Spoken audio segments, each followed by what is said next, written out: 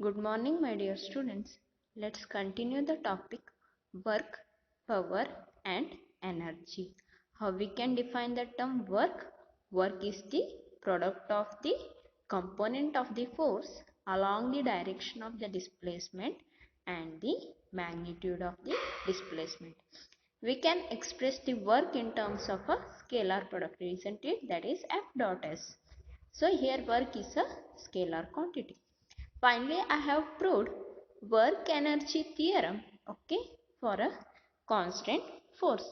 Let's see work energy theorem, or what happens to the work done when force is a variable, okay. So work done by a variable force. Variable force means what? Its magnitude value changes continuously, okay. The force whose magnitude value keeps on changing. So here you can see the graph, okay. Variable force, its movement depends only on the x-axis, or the force is varying in one dimension, okay. You can see one curve, and x-axis represents the displacement and y-axis represents the variable force, okay. You can see one curve here, and that curve, that complete area has been divided into many boxes or rectangular strips, you can see, okay. Here let f of x be the force acting on the body and x be the displacement of the body, okay. Consider next one small area, okay. Small area is nothing but here A, B, C, D, okay. Consider one small area A, B, C, D. Imagine that, or assume that, force at particular small area is only constant, okay. For that particular small area, force is constant. So this is that value, okay. So here the small amount of work done in that place will be equal to the area of that particular rectangle, okay. That is, you can see here, work done is equal to the area of the rectangular strip, okay. Next, small amount of work done is nothing but dw is equal to rectangle, area of the rectangle ABCD, okay. So here area means what? Length into breadth, rectangular, isn't it? So length means, or AB upon AD, okay. AB into AD, okay. I am going to consider that value AB into AD. So dw is equal to AB into AD. Here AB means what? AB means delta x and AD means fx, okay. It's given here. Next, if I substitute, I will get the expression, that is fx dot dx. Rearrange I have done, no problem, okay. That is the work done for only small particular area, that is for the area ABCD. Then what happens? How to find out the total work done by the displacement from x side to xf? So here what I have to do? I have to find out the total work done from x side to xf, or complete this portion, okay. Entire portion I have to find out the work done, okay. So we are going to apply the summation, that is work done, total work will be equal to summation of f of x into delta x, where x value ranges from xi to xf. summation ಗೊತ್ತಿದೆ ಹೌದಾ? School high school ಲೆವೆಲಲ್ಲಿ study ಮಾಡಿದಿರಿ. So ಈಗ ಪ್ರತಿಯೊಂದು summation ವ್ಯಾಲ್ಯೂನ apply ಮಾಡ್ತಾ ಹೋದ್ರೆ ಏನಾಗುತ್ತೆ? ಈಗ ಕೊಟ್ಟಿರುವಂಥ ಡಯಾಗ್ರಾಮಲ್ಲಿ ಏನಾಗಿದೆ ಅಂದರೆ, ಇಲ್ಲಿ ಬಾಕ್ಸ್ ಕಾಣ್ತಿದೆ ಹೌದಾ? ಸೊ ಎಕ್ಸ್ ಸೈಡ್ ಟು ಎಕ್ಸೆಫ್ ಒಂದು ರೇಂಜನ್ನು ಕನ್ಸಿಡರ್ ಮಾಡಿದ್ದಾನೆ. ಆ ಕಂಪ್ಲೀಟ್ ವರ್ಕ್ ಡನ್ ಅನ್ನು ಫೈಂಡ್ ಔಟ್ ಮಾಡಬೇಕು. ಸಪೋಸ್ ಅಲ್ಲಿ ಪ್ರತಿಯೊಂದು ವ್ಯಾಲ್ಯೂ ಆ ರೇಂಜಲ್ಲಿ 100 ಸ್ಟ್ರಿಪ್ಸ್ ಇದೆ, 100 ರೆಕ್ಟ್ಯಾಂಗ್ಯುಲರ್ ಸ್ಟ್ರಿಪ್ಸ್ ಇದೆ. ಓಕೆನಾ. 100 ರೆಕ್ಟ್ಯಾಂಗ್ಯುಲರ್ ಕಂಪಾರ್ಟ್ಮೆಂಟ್ಸ್ ಇದೆ. ಆಗೇನು ಮಾಡ್ತೀವಿ, ಸೊ ಪ್ರತಿಯೊಂದು ವ್ಯಾಲ್ಯೂಸನ್ನು ಸಬ್ಸ್ಟಿಟ್ಯೂಟ್ ಮಾಡಿ ಆ್ಯಡ್ ಮಾಡಿ ಸಬ್ಸ್ಟಿಟ್ಯೂಟ್ ಮಾಡಿ ಆ್ಯಡ್ ಮಾಡಿ ಏನಾಗುತ್ತೆ, ಅದು ಟಿಡಿಯಸ್ ಪ್ರೊಸೆಸ್ ಆಗುತ್ತೆ. ಹೌದಾ, ಲೆಂದಿ ಪ್ರೊಸೆಸ್ ಆಗುತ್ತೆ. ಮಾಡ್ಬೋದು, ಆದರೆ ಲೆಂದಿ ಪ್ರೊಸೆಸ್ ಆಗುತ್ತೆ. ಸೊ ಅದಕ್ಕೆ ಏನು ಮಾಡ್ತಾರೆ, ಈಗ ನ್ಯೂ ಕಾನ್ಸೆಪ್ಟನ್ನು ಅಪ್ಲೈ ಮಾಡ್ತಾರೆ. ಓಕೆನಾ. Here summation is from initial position xi to final position xf. ಈಗ ಏನಾಗುತ್ತೆ, if the displacement value approaches to 0, the delta X tends to 0. ಆಗೇನಾಯಿತು, number of terms in the sum increases without limit. Okay, ಅದೇ ಹೇಳಿದೆ. ಹೌದಾ, 100 parts ಇದೆ. ಪ್ರತಿಯೊಂದು part ಇದು ಏರಿಯಾನ substitute ಮಾಡ್ತಾ ಹೋದರೆ ಆ್ಯಡ್ ಮಾಡೋದು, ಸಬ್ಸ್ಟಿಟ್ಯೂಟ್ ಮಾಡೋದು ಆ್ಯಡ್ ಮಾಡ್ತಾ ಹೋದರೆ ಏನಾಗುತ್ತೆ, ಲೆಂದಿ ಆಗುತ್ತೆ. ಹೌದಾ, so it becomes infinitely large. We are going to apply the term limiting function. Limiting function ಕೇಳಿದ್ದೀರಿ. ಹೌದಾ, ಸೊ ಡಿಫ್ರೆನ್ಸಿಯೇಷನ್ ವ್ಯಾಲ್ಯೂ, ಒಂದು ಸ್ಮಾಲ್ ವ್ಯಾಲ್ಯೂಯನ್ನು ಫೈಂಡ್ ಔಟ್ ಮಾಡಬೇಕು. ಸ್ಮಾಲ್ ವ್ಯಾಲ್ಯೂನ ಫೈಂಡ್ ಔಟ್ ಮಾಡಬೇಕು ಅಂದರೆ ಲಿಮಿಟಿಂಗ್ ಫಂಕ್ಷನ್ ಅಪ್ಲೈ ಮಾಡಿದ್ರೆ ಒಂದು ಪರ್ಟಿಕ್ಯುಲರ್ ವ್ಯಾಲ್ಯೂ ಸಿಕ್ತಿತ್ತು. ಹೌದಾ, ಡಿಫ್ರೆನ್ಸಿಯೇಷನ್ ಫಾರ್ಮೇಟಲ್ಲಿ ಸಿಕ್ತಿತ್ತು. ಆದರೆ ಇಲ್ಲಿ ಏನಾಗಬೇಕು, ಟೋಟಲ್ ವ್ಯಾಲ್ಯೂ ಫೈಂಡ್ ಔಟ್ ಮಾಡಬೇಕು, sum of all find out ಆಗಬೇಕು. ಹೌದಾ, ಸೊ ಈಗ ಸಮೇಷನ್ ಫಂಕ್ಷನ್ಗೆ ಲಿಮಿಟನ್ನು ಅಪ್ಲೈ ಮಾಡಿದ್ರೆ ನ್ಯೂ ಕಾನ್ಸೆಪ್ಟ್ ಅರೈಸ್ ಆಗುತ್ತೆ. That is W will be equal to, that is if W is equal to limit of the function f of x into delta x when delta x tends to 0, then the summation term can be replaced by this term W is equal to integration. So ಇಲ್ಲಿ s ತರ ಏನು ಬರ್ದಿದ್ದೀನಲ್ವಾ, so it's the symbol of the integration. ಓಕೆನಾ. So ಈ s symbol ಏನಿದೆ ಅಲ್ಲ, integration symbol. Integration of xi to xf, limit ranging from xi to fx. Delta x ಬದಲು ಏನಾಯಿತು, dx ಆಗುತ್ತೆ. ಓಕೆನಾ, ಚೇಂಜಸ್ ನೆನ್ಪಿಟ್ಕೊಳ್ಳಿ.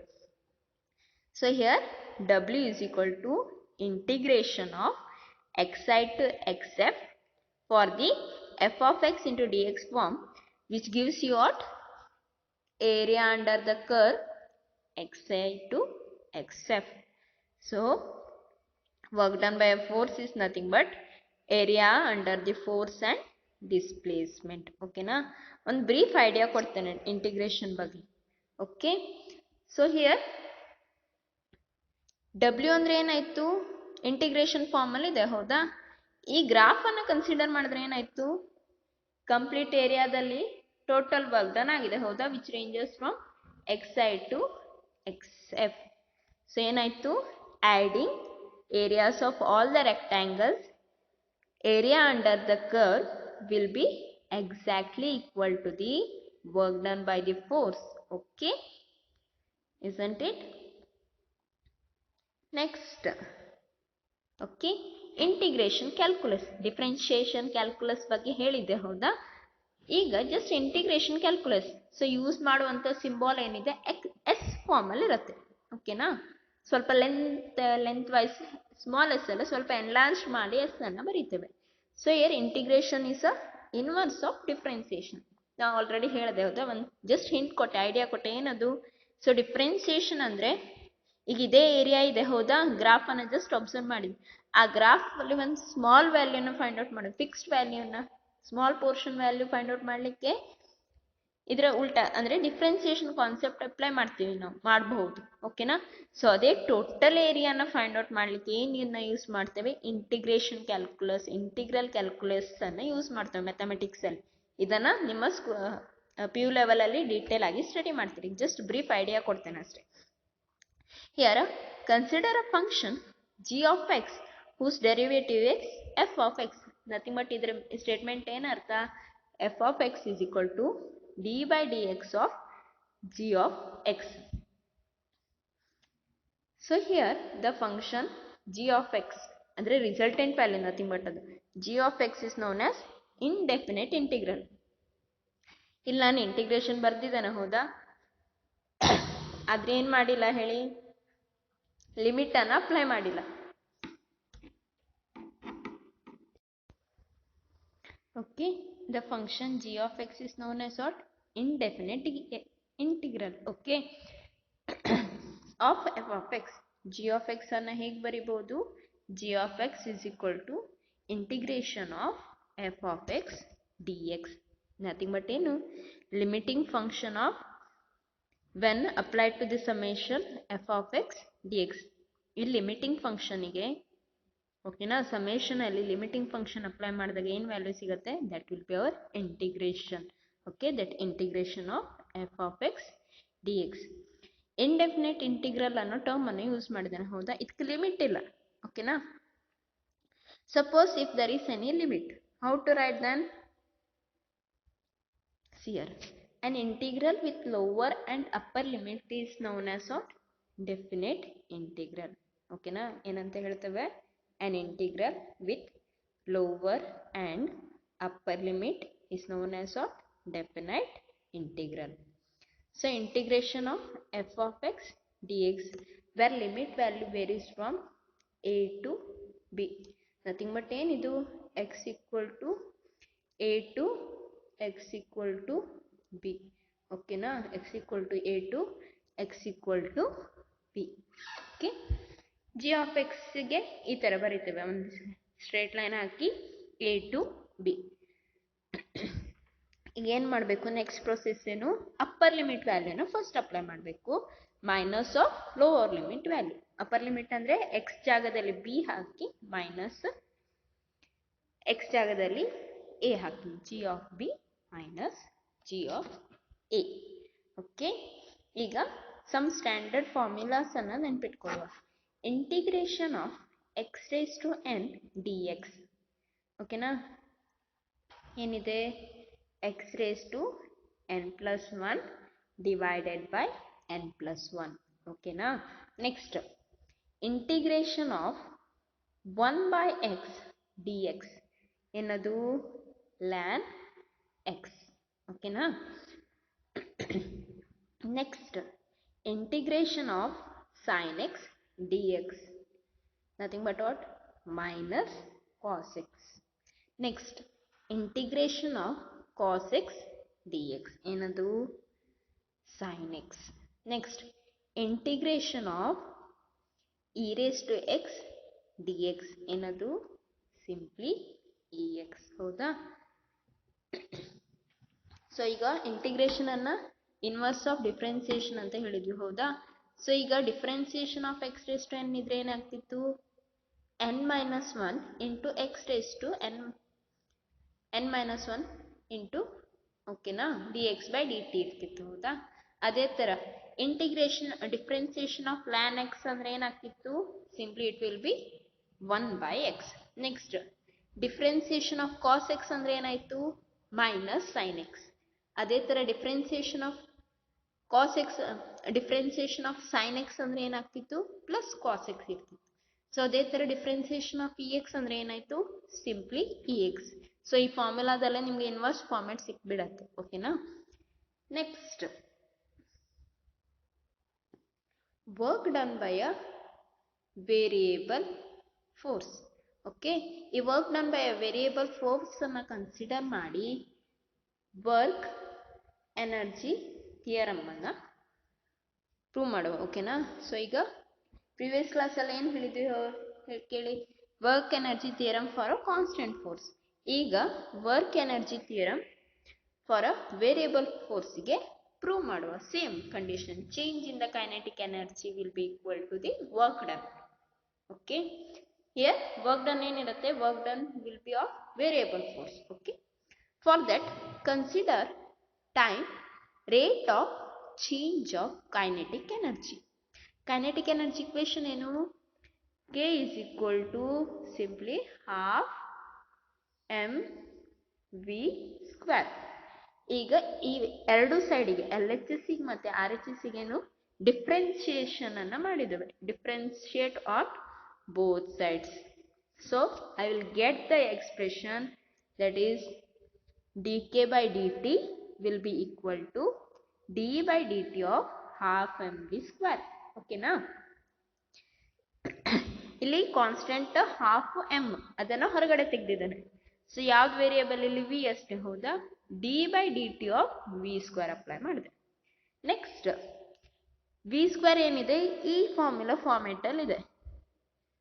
D by D T differentiation of X raise to N, N into X raise to n minus 1 into dx by dt. x ಜಾಗದಲ್ಲಿ ಯಾವ್ದಿದೆ ಹೇಳಿ, v ಇದೆ. n ಅಂದ್ರೆ ಏನಾಯ್ತು, 2 ಆಯ್ತು ಹೌದಾ. 2 into v into dv by dt. 2 cancel ಆಯ್ತು ಹೌದಾ. dv by dt, rate of change of velocity ಅಂದ್ರೆ ಏನು, ನಥಿಂಗ್ ಬಟ್ ಎಕ್ಸಲರೇಷನ್, ನಮಗೂ ಗೊತ್ತಿದೆ ಹೌದಾ already. Next, so m as it is ಬರೀತೀರಿ, v as it is ಬರೀತೀರಿ, dv by dt is what, a ಹೌದಾ. Rearrange ಮಾಡಿದ್ದಾನೆ, m into a into v ಅಂತ ಬರ್ದಿದ್ದಾನೆ. So Newton's third ಲಾ ಪ್ರಕಾರ, are the from the definition of the force, F is equal to ma.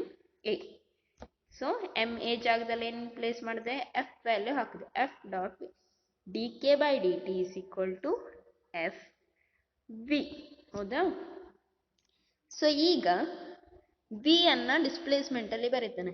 v is equal to, if rate of change of displacement, v is equal to dx by dt ಅಂತ substitute ಮಾಡ್ತಾನೆ ಹೌದಾ.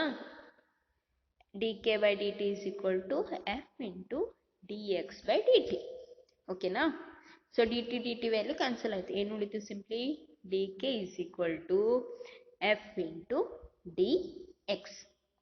Next, ಈಗ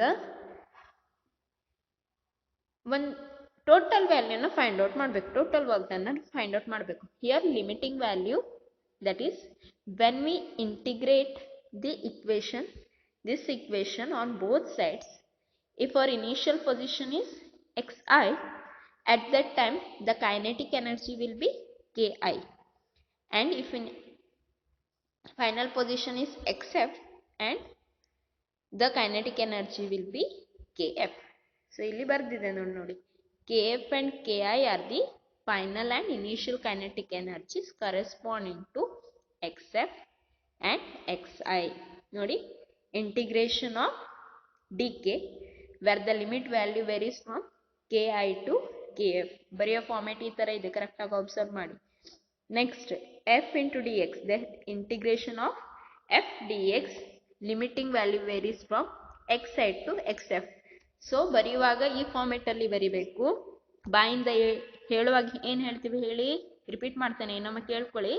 integration of D K, here the limit value varies from K I to K F, equal to integration of F D X, limiting value varies from X I to X F. ಓಕೆನಾ. Integration of D X standard form, simply it will be X. Okay, one term 1 dx constant term differentiation ಮಾಡಬೇಕಂದ್ರೆ, constant term differentiation integration ಮಾಡಬೇಕು ಅಂದ್ರೆ ಆ term ಏನಿರುತ್ತೆ ಹೇಳಿ, ಆ ಒಂದು term ಇದು ಒಂದು ಲೆಟರ್ ಬರ್ದಾಯಿತು, differentiation of D X, simply it will be X. Integration of D X will be equal to X. Differentiation 0 ಆಗ್ತಿತ್ತು, ಆದ್ರೆ ಇಲ್ಲಿ ಇಂಟಿಗ್ರೇಷನ್ ಟರ್ಮ್ ಅರೈಸ್ ಆಗುತ್ತೆ. ಓಕೆನಾ. ಲಿಮಿಟ್ ಅನ್ನು ಅಪ್ಲೈ ಮಾಡಿದ್ರೆ ಏನಾಯ್ತು, D K is nothing but K. K limit varies from Ki to Kf is equal to RHS side as it is ಬರ್ದಿದ್ದಾನೆ. Next, apply the upper limit then lower limit. Upper limit ಮತ್ತೆ lower limit ಅನ್ನು apply ಮಾಡಿದ್ರೆ ಹೇಗೆ ಬರೀತೇವೆ, Kf minus Ki equal to integration of f dx where limit value varies from xi to xf. ಓಕೆ, work done by a variable force ಅಂದ್ರೆ ಏನು, ಇದೇ term ಹೌದಾ. So R H S term ಏನಿದೆ ನಮ್ದು, ಈ ಎಕ್ಸ್ಪ್ರೆಷನ್ ಅಲ್ಲಿ ಆರ್ ಎಚ್ ಎಸ್ ಟರ್ಮ್ ಏನಿದೆ, ಇಂಟಿಗ್ರೇಷನ್ ಎಫ್ ಡಿ ಎಕ್ಸ್ ಹೌದಾ. ಅದೇನು, nothing but it is nothing but the work done by the variable force. So change in kinetic energy will be equal to the work done. Okay, so same thing we will get for the which one, constant force, also for the variable force. Okay, last class ಅಲ್ಲಿ ಎಷ್ಟು ತನಕ kinetic energy ಬಗ್ಗೆ ಹೇಳಿದ್ವಿ ಹೌದಾ. Let's see the concept of potential energy. Term ಗೊತ್ತಿದೆ already ಹೌದಾ. Potential energy ಅಂದ್ರೆ ಏನು, energy possessed by a body by virtue of its position ಅಂತ ಹೇಳ್ತೀವಿ ಹೌದಾ. ಎಕ್ಸಾಂಪಲ್ ಏನು, ಸ್ಟ್ರೆಚ್ಡ್ ಸ್ಪ್ರಿಂಗ್. ಸ್ಪ್ರಿಂಗ್ ಅನ್ನ ಫಿಕ್ಸ್ ಇಟ್ಕೊಂಡ್ರೆ ಒಂದು ಪೊಸಿಷನ್ ಅಲ್ಲಿ ಇರುತ್ತೆ. ಆ ಹ್ಯಾಂಡ್ ಅನ್ನ ರಿಲೀಸ್ ಮಾಡಿದ್ರೆ ಏನಾಯ್ತು, ಸ್ಪ್ರಿಂಗ್ ಎಕ್ಸ್ಪಾಂಡ್ ಆಗುತ್ತೆ. ಹೌದಾ. Next, water stored in reservoir of a dam. Water ಅನ್ನ ಸ್ಟೋರ್ ಮಾಡಿಟ್ಟಾಗ. ಓಕೆನಾ. ಇನ್ನೊಂದು example. Next, what is the SI unit here? SI unit is joule. Dimensional formula ಏನು, ml² T⁻². ಓಕೆ. ನೆಕ್ಸ್ಟ್, ಈಗ ಪೊಟೆನ್ಷಿಯಲ್ ಎನರ್ಜಿಯಲ್ಲೇ classify ಮಾಡ್ಬೋದು. ಇಲಾಸ್ಟಿಕ್ ಪೊಟೆನ್ಷಿಯಲ್ ಎನರ್ಜಿ ಮತ್ತು gravitational potential energy. So ನಿಮ್ಗೆ ಬೇಕಾಗಿರುವಂಥದ್ದು gravitational potential energy. Potential energy ಏನು, energy possessed by virtue of its position. ಇಲ್ಲಿ ಒಂದು ಗ್ರಾವಿಟೇಷನಲ್ ಕಾನ್ಸೆಪ್ಟ್ ಅಪ್ಲೈ ಆಗಿರೋದ್ರಿಂದ ಪೊಸಿಷನ್ ಏನಾಗಿರ್ಬೇಕು, so height of the object should be referred from the surface of the earth. ಇಲ್ಲಿ ನೋಡ್ಬೋದು, height above the surface of the earth. ಓಕೆನಾ. ಈಗ the gravitational potential energy notation V of H ಇದೆ. ಹೌದಾ. Is the negative of work done. Okay, gravitational potential energy will be negative of the work done. That is for gravitational force raising the object to that height. Okay, so ಈ diagram ಅನ್ನು observe ಮಾಡಿ. Height H position ಅಲ್ಲಿ object ಇದೆ ಆಯ್ತಾ. ಇಲ್ಲಿ force ಏನು act ಆಗ್ತಿದೆ ಅಲ್ವಾ, it is acting in the downward direction. ಬರೆಯುವಾಗ ಮೈನಸ್ ಅಲ್ಲಿ ಬರೀತೇವೆ.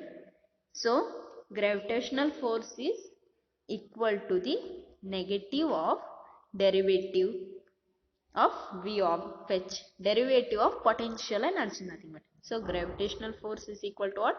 Gravitational force is equal to negative of derivative of gravitational potential energy.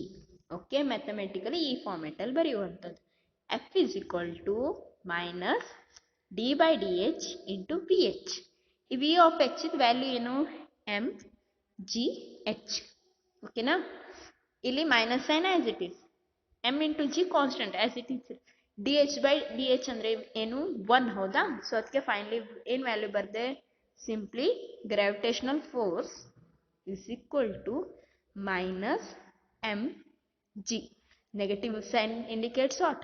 The gravitational force is acting in the downward direction.